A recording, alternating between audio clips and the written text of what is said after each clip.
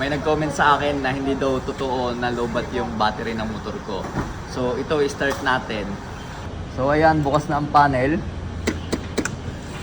O di ba, lumalagot lang. Talagang hindi kaya. Dahil hindi kaya at lobat, kailangan nating i-access yung battery.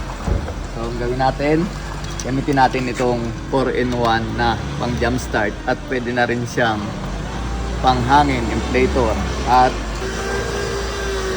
ayan, emergency light, SOS, at saka warning light. Dahil masama ang panahon, inaabot na tayo ng ulan. So ipakita ko sa inyo at i-demo ko kung paano gumamit nito.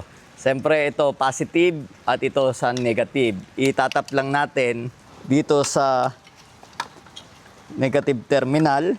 Ayan. At saka positive terminal. Alright. Make sure na buhayin nyo to bago kayo mag-start. Okay? Start natin. Alright. Pag nag-start na siya, papatayin nyo na agad.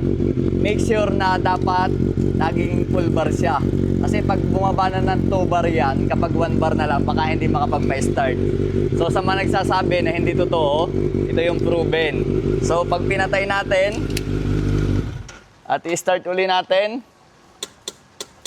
wala na naman. Kailangan na uling gumamit tayo ng jump start. Tapos yung iba, kapag umorder daw, iba yung pinapadala. Ito legit to. Pag in-order nyo at kinlik nyo yung nasa link na to, yung dito sa baba, pag kinlik nyo yan, pupunta na kayo sa application ng Shopee dahil ang Facebook at Shopee ay merong collaboration yan.